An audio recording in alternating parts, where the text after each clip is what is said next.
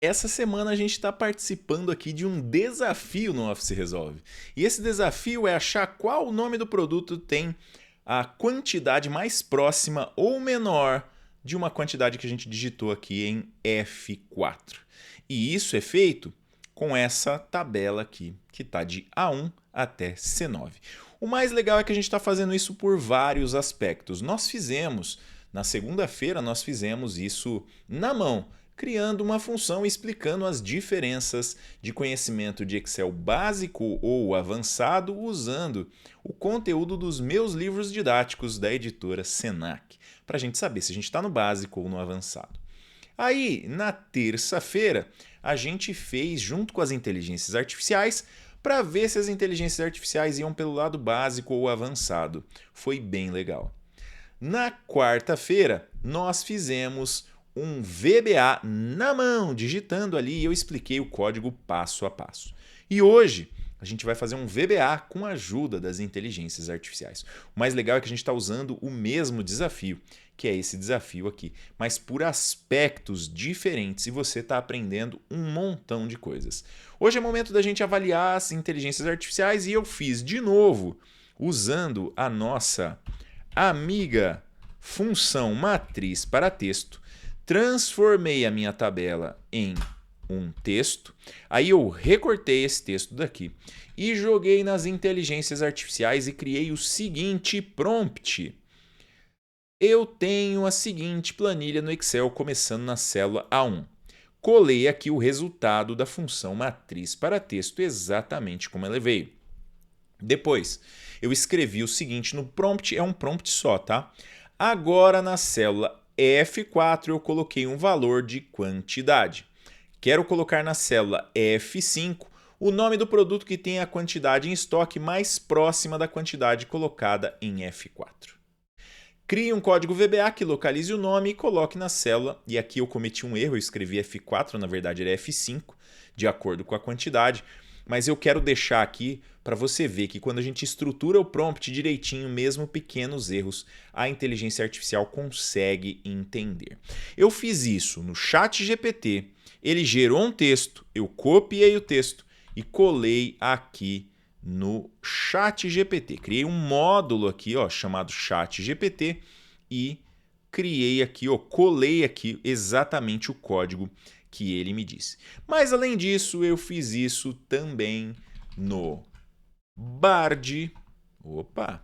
No Bard, tá aqui, ó, o mesmo prompt, exatamente o mesmo prompt. Peguei o código do Bard, copiei, colei lá na planilha e fiz isso também no Bing Chat, tá aqui, ó. O código do Bing Chat ficou um pouquinho diferente. A gente vai analisar agora esses códigos. Então eu criei aqui os módulos ChatGPT, Bing Chat e Bard, além do módulo 1, que é o módulo Sabino, né? Vamos chamar aqui de módulo Sabino para a gente saber que esse aqui foi o código feito pelo Sabino. Eu já fiz isso aqui, já expliquei no link, aliás, ou melhor, né? Vou deixar aqui o link do vídeo para você ver esse vídeo onde eu faço e explico esse código. Esse código aqui não é o melhor possível, é o mais fácil possível. O mais fácil que eu consegui fazer para a gente aprender. E agora vamos analisar os códigos das inteligências artificiais. Primeira coisa que eu queria te falar é, cuidado, o ChatGPT normalmente ele faz uma coisinha aqui que é legal, mas que às vezes derruba quem não conhece o VBA. Ele coloca aqui, ó, um nome fictício, ó, nome da sua planilha. E na sequência ele escreve assim, ó. Ele escreve assim, ó, substitua o nome da sua planilha pelo nome correto da sua planilha, tá? Foi isso que eu fiz, mas se você não prestar atenção, vai ter problemas. Então eu peguei aqui ChatGPT e coloquei o nome da minha planilha, desafio, ok? Vamos lá? Então o que a gente vai fazer agora? A gente vai rodar cada um dos códigos e entender o que está certo e o que está errado. É legal que você tenha visto o meu código primeiro, porque eu vou fazer algumas comparações. Se você não viu, para aqui o vídeo um pouquinho, vai lá e assiste, tá? Deixei o card, clica lá no card e assiste o código que eu fiz, que vai ser bem legal. Vamos lá de F8 então? F8 no código do ChatGPT. declarou ali algumas variáveis, seta a planilha, ele coloca a planilha específica onde vai rodar, significa que mesmo que eu tiver com outras planilhas selecionadas vai funcionar. Aí ele seta uma quantidade dizendo que é esse range aqui. Eu acho que é um pouco desnecessário, mas tudo bem, tá colocando tudo em variável, é até uma boa prática, tá? Para códigos mais complexos e tudo. Aí ele vai setar qual é o range onde está o estoque. Ele começa em C2 até, então ele está começando aqui e ele vai fazer mais ou menos isso aqui, tá? Mais ou menos, não é exatamente isso, porque ele vai lá embaixo, volta, mas tudo bem. E aqui ele vai setar qual é o range em estoque. Eu, particularmente, não gosto muito de fazer desse jeito, mas já me acostumei e funciona, tá? O ChatGPT faz desse jeitão aqui. Aí, no meu caso, eu peguei a primeira diferença da primeira linha e setei como diferença padrão. Ele usou aqui 999.999, que é uma diferença que, teoricamente, ninguém vai ter tudo isso em estoque, então ele jogou uma diferença bem grande para ser a diferença padrão. Em vez de usar for como eu usei, ele usou for each. O for each é melhor mesmo, tá? O for each é melhor mesmo nesse caso, porque você pode setar o range e ir um a um. Então aqui está o for each do ChatGPT. Ele começa, e aí está muito parecido com o meu código, né? É curioso quando a gente faz um código e a inteligência artificial gera um código muito parecido. Ele faz uma diferença de valor daquele estoque que está naquela célula, tá bom? Então no for each aqui ele está percorrendo, ele fez o seguinte, ó, ele setou este range e agora ele vai percorrer cada um, ele vai fazer isso aqui, ó. Vai percorrer cada um deles uma vez. Então ele começa aqui, vai até aqui, ó. Chegou aqui embaixo, ele termina, tá? Chegou aqui, opa, chegou aqui no 15, ele termina. Ele vai fazer isso, tá bom? Então, aqui, ó, fez o menos, né? Então, o valor da célula da primeira linha menos a quantidade, viu o valor e viu se é menor do que isso aqui, diferença mínima. Vai ser, né? Vai ser. Vai entrar no if? Vai entrar no if. Observa que ele usou menor, ele não usou menor igual. Eu usei menor igual, ou seja, quando você tiver dois que atendem, o meu vai pegar sempre o último, o dele vai pegar sempre o primeiro, porque ele colocou menor, não colocou menor igual, tá bom? Legal, então se é menor, ele tem que alterar a diferença mínima, que é o que ele faz agora, e colocar o nome do produto. Então, por enquanto, a gente está aqui que o nome do produto é... Ah, sim, aqui ó, tem um outro detalhe, né? Ele está jogando o nome do produto numa variável e ele só vai jogar essa variável lá no finalzinho, tá? Ele joga só uma vez aqui. Então aqui a gente continua, ele vai entrar de novo, mas agora não vai mais entrar no if. Então entrou no for, mas não vai mais entrar no if porque a diferença já era 1. Opa! Espera aí que eu reordenei aqui, né? Então, falei bobagem. Olha só, é 10 com 4, deu 6 de diferença. No segundo que vai dar 1, tá? Eu alterei o exemplo aqui. E agora sim, agora ele não entra mais no if, tá? Agora ele vai passar direto em todos os ifs, porque a diferença já é a menor possível. Passou, chegou no final, sai do for, porque chegou na última do range, beleza. Aí vai jogar o nome do produto lá e agora sim a gente tem aqui produto 2 e tá certinho, tá? Tá certinho, tá funcionando. Se a gente rodar isso aqui, ó, vou tirar o breakpoint. Aliás, nem tinha breakpoint porque eu fui com F8, né? Se eu rodar isso aqui, por exemplo, eu vou colocar aqui 18 e vou rodar de novo. Não esqueça, tem que rodar para funcionar, tá? ChatGPT e executar produto 3, tá vendo? Esse aqui tá certinho. Então a lógica do ChatGPT tá funcionando, legalzinho, dá para usar. Beleza, beleza. Vamos dar uma olhada no Bing Chat. O Bing Chat fez uma função. Ele fez totalmente diferente, fez uma função. Vamos então usar a função e ele está pedindo para a gente colocar aqui, ó, para usar essa função, você precisa passar o intervalo de estoque e a quantidade para a função. Por exemplo, se o intervalo de estoque for de A1 até C8 e a quantidade for 7, você pode chamar a função da seguinte maneira. Tá lá, ele falou 7, mas ele está passando uma referência aqui, tá? De A1 até C8, por exemplo. Então eu vou passar aqui, ó, vou chamar a função do nosso Bing Chat, tá? Find closest stock name, Bing Chat, assinadinho. Aí vou passar aqui o intervalo que ele pediu, tá? E vou passar também a quantidade que ele está pedindo, tá? Tá me dizendo que é produto 3, tá certo. Vamos ver. Vamos debugar, né? Vamos debugar. Então, Bing Chat, vou botar um breakpoint aqui. Vou trocar aqui para 19, né, em cima. Vamos ver o que acontece, ó. Vou lá no F8. Então, deu alguns DINs ali, né? Ele usou tudo em inglês. Eu poderia ter pedido para ele trocar as variáveis, as declarações por português, mas eu acabei não fazendo, porque achei legal o código que ele fez, mas a gente pode ir melhorando o código, pode pedir para ele fazer algumas coisas em português, é melhor, tá bom? Ele usou closest stock 1 milhão, parecido com o que fez o ChatGPT, que fez 999.999, ele fez 1 milhão. Aí ele usou for, e como ele pediu lá em cima o range, ele pode usar stockrange.rows.count, que é a quantidade de linhas que tem naquele range, e aí ele pode, então, fazer a mesma coisa, o absoluto da diferença de quantidade, que foi o que a gente passou aqui, ó, tá? Com a informação que tem na linha X, nesse caso ele começou na linha 2, tá? Ó, na linha 2 do range que a gente passou aqui, ó, stock range, tá? Tá certinha a lógica, ficou diferente. Precisa dar uma pensada aqui para entender, mas tá funcionando, tá? Aí ele faz um if também, se o current stock é menor que o closest stock. Isto aqui tá certo. Ele só inverteu a lógica ali, mas tá funcionando, aparentemente tá funcionando, tá? Porque aí ele vai colocar qual é o menor estoque possível, tá bom? E é isso. É isso. Ele usou uma lógica invertida, complica um pouquinho pra gente, mas aparentemente está funcionando, tá?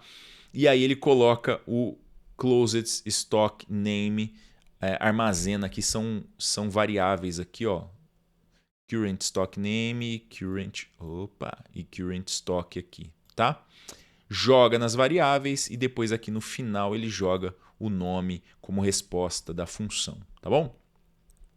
Aqui ele já não vai entrar mais, porque o estoque é 14 e o mais próximo... Eu entendi aqui, eu estava olhando aqui o código pensando, esse código está estranho, né? É porque, na verdade, ele não está usando a diferença, né? Ele usou aqui, ó, current stock é a diferença. Mas depois ele coloca aqui, ó, closest stock, que é o 9, por exemplo. E aqui ele está usando o current stock. Vamos lá, ó. Entrou. Deu certinho. Agora não vai entrar mais. Por quê? Porque já está igual, né?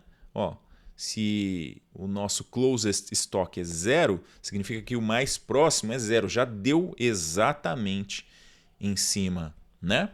Já deu exatamente em cima. Então não vai entrar mais no if. Saiu e jogou aqui a função. Quando a gente analisa códigos assim muito parecidos, mas com lógicas diferentes, realmente fica mais difícil da gente sacar, né, o que é. Mas às vezes é mais fácil você só... Quer ver? Eu vou tirar o breakpoint aqui. É mais fácil você só fazer alguns testes. Aí a gente faz uns testes aqui para ver se ele está retornando certo. Faz uns testes aproximado. Vamos fazer um teste aqui com 4. Tá vendo? Ele está retornando aquilo que a gente espera.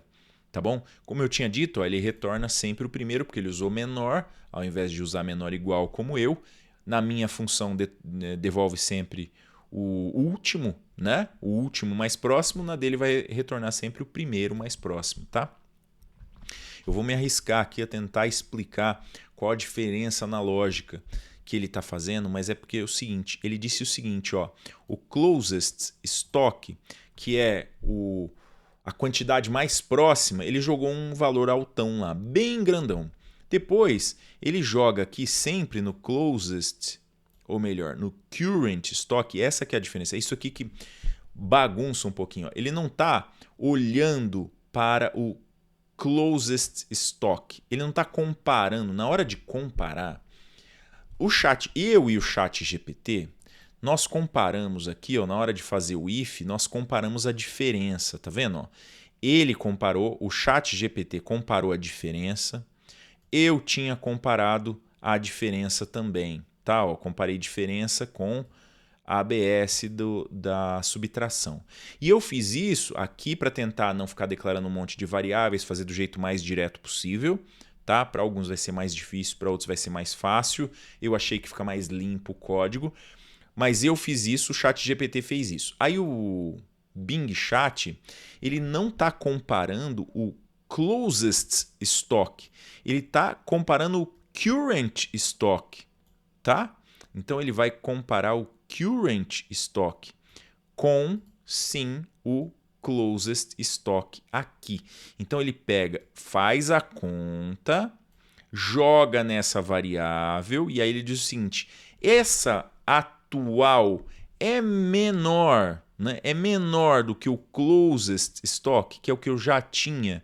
Se for, aí eu entro. Aí eu realmente atualizo o closest stock e atualizo o nome também, tá? Então é uma pequena diferença que faz a lógica ficar aí um pouquinho diferente, mas também funcionando. Então, são lógicas que funcionam, são lógicas mais ou menos complementares que funcionam.